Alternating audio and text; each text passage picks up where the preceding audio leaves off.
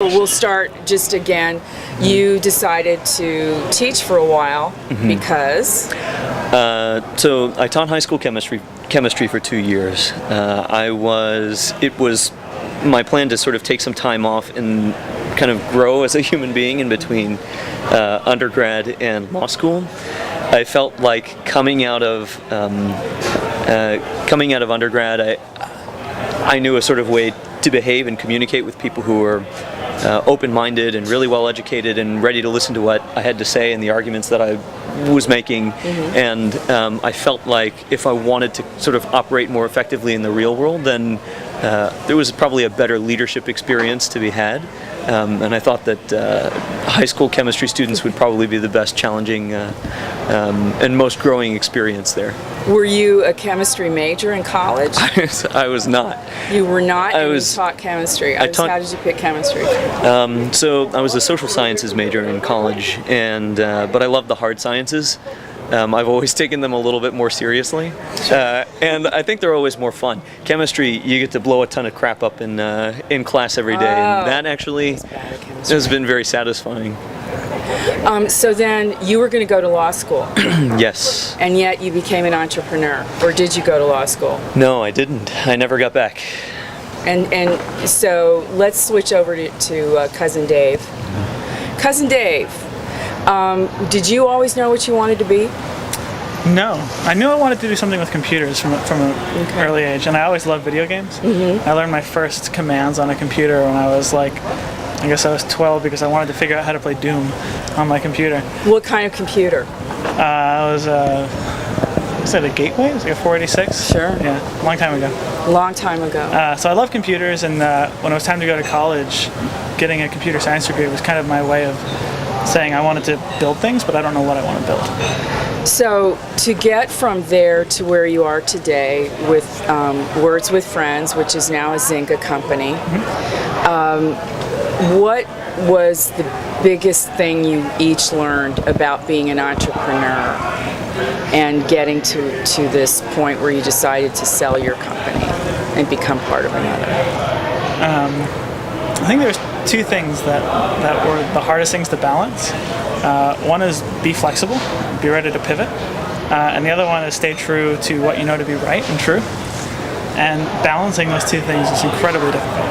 So launching Words with Friends and seeing a slow growth pattern in the beginning, but saying we're seeing a positive feedback from our users, the people that are playing it love it, they tell us all the time, and not changing course was difficult. And at the same time, doing something else, many things we have to do in the course of running a business, and being able to quickly say, that's not working, we're going to change it tomorrow. Like launching Chess with Friends and having a price tag on it and realizing the next day that we had to make it go free. So balancing those two things out, I think, was the hardest thing. Same for you. Do you have anything to add to that? Or? I think there wasn't really anything that changed about me fundamentally. There was something that I learned to value even more, which was sort of a boundless optimism. Dave and I used to argue a ton at the beginning of the company about whether it was even possible to sort of predict or intend your own success. Dave is sort of the realist of the group. And I think I always had a tendency to, the way that I described it at the time when I argued with Dave, is if you spend enough time redefining your failures as success, then eventually you achieve that success. And I think we had to do that a number of different times in the company. The one he mentioned where we actually decided we had to completely fundamentally change our business model and our expectations of what the product was going to do and how and why.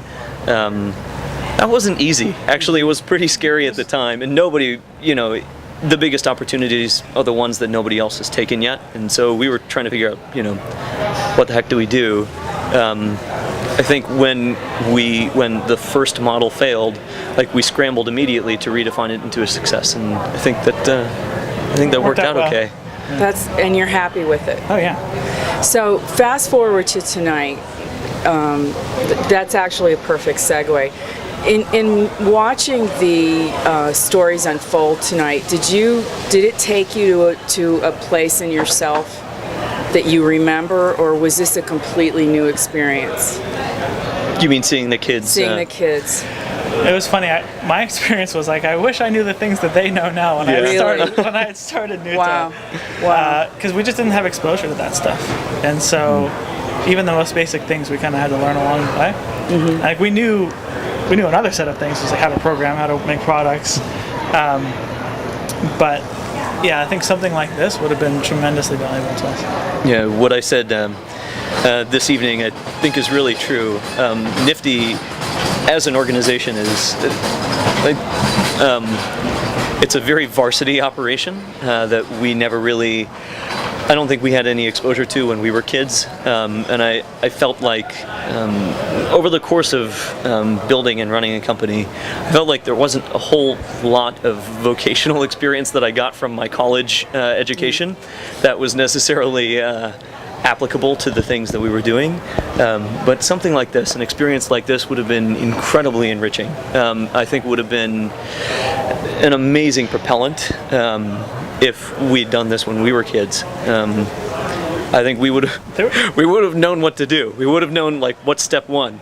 Yeah, in my mind there was like this foggy, like, we're gonna run a business. Mm-hmm. And what's the first thing you do when you run a business? You find your Harvard cousin and you make him your business guy, right? And so like there was nothing tangible around like what that meant.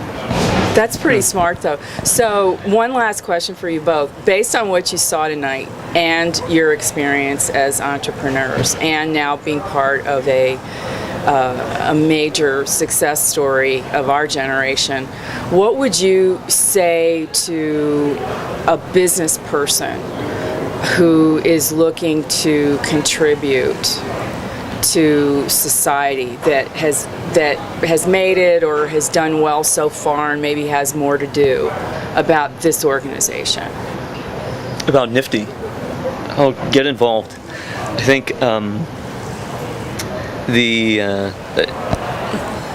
I think probably, at least given the quality of what you guys are doing here and the quality of the presentations that I saw from these students, they have amazing mentorship, and I think that honestly is probably one of the most most important contributions that anybody that of the ilk you're describing could possibly make. I personally, it's always hard to find time, and I don't know where to find that myself these days.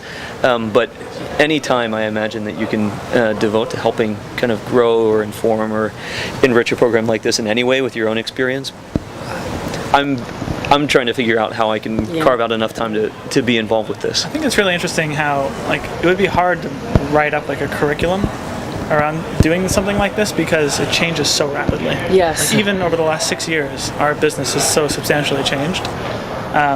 And so I think the way you guys are doing it, of reaching out to businessmen and entrepreneurs in the area and having them share their stories and share the lessons that they've learned, is really the best way to get relevant, pertinent information.